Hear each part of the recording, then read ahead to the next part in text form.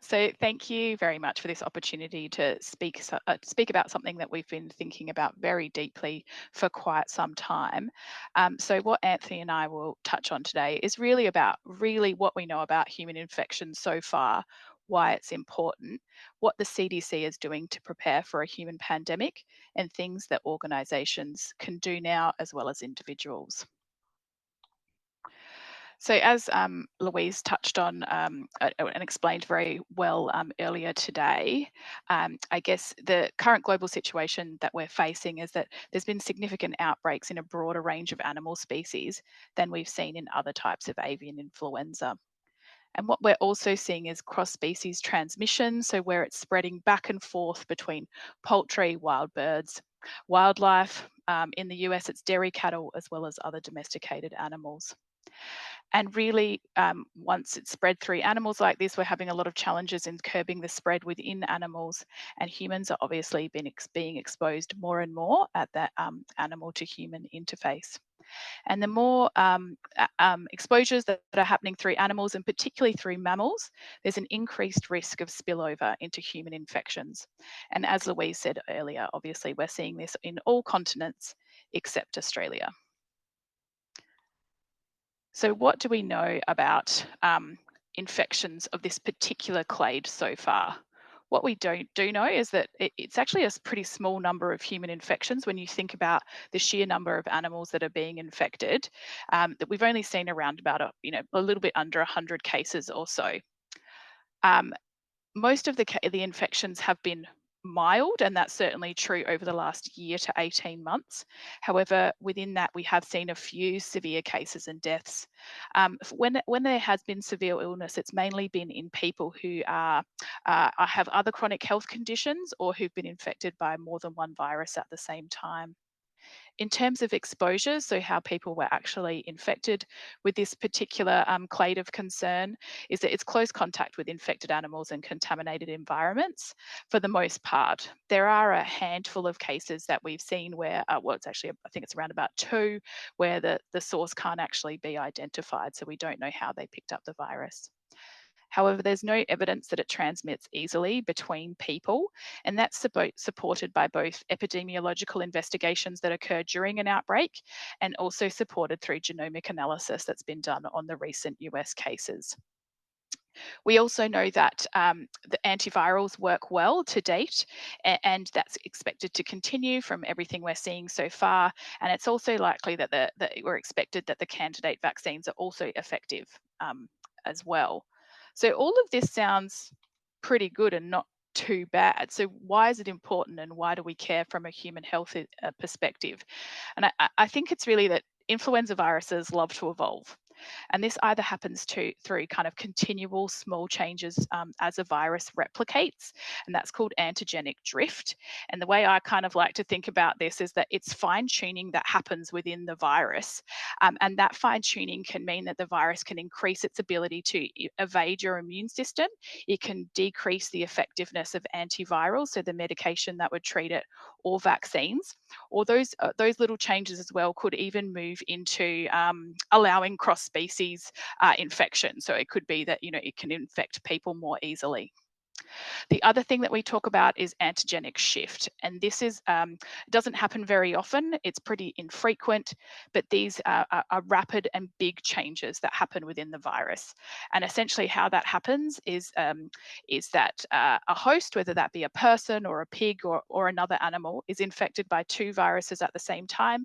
So, say that would be a seasonal influenza virus and an avian influenza virus, and essentially those 2 viruses combine to create a novel subtype. So through either of these processes, there can be adaptation in the virus so it spreads more easily to and between people.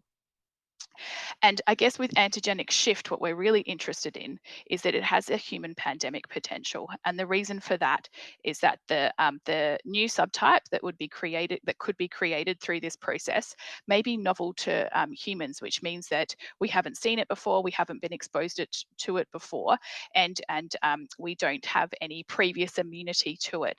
And that means that if that were to happen, it could spread quite rapidly through people.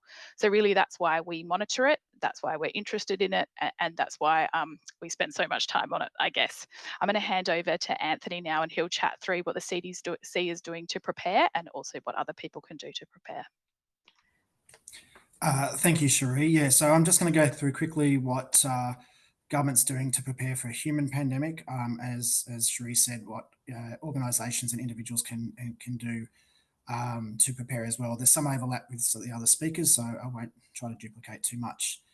So, as Cherie said, unmitigated spread of H5 avian influenza across animal species does have the potential to increase human pandemic risk. And the Department of Health, Disability, Ageing and Australian CDC is the lead agency for preparedness.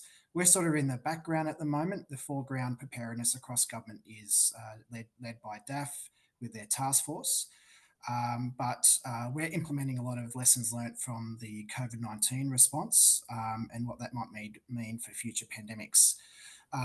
What I don't have in that slide is we currently are revamping our emergency plans. We have a national health emergency plan that we're revamping to be an all-hazard approach.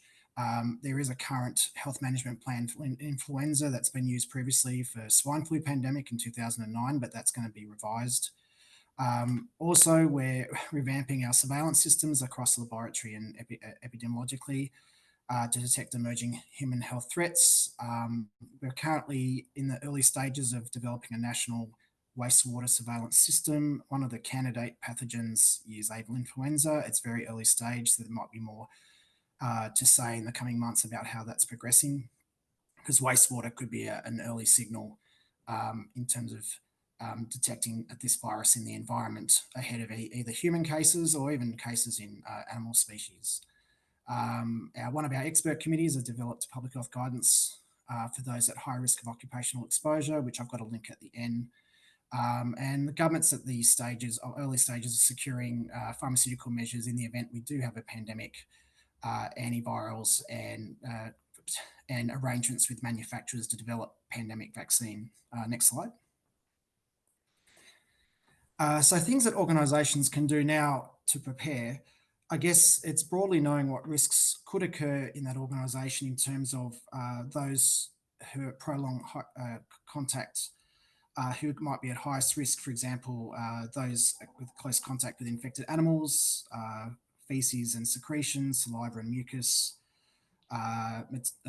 various materials and products such as eggs and feathers. There is some evidence to suggest that this H5 avian influenza the viability of the virus can last quite long in feathers and other contaminated environments. And obviously, organisations need to identify those higher risk jobs and activities. For example, people who might potentially engage in depopulating infected groups of animals, outbreak responders, swabbing to detect virus, and defeathering and butchering as well. Next slide. So in terms of assessing the risk specifically, there are obviously, for organisations, there are site-specific risks and role-specific risks, and that will vary across organisations.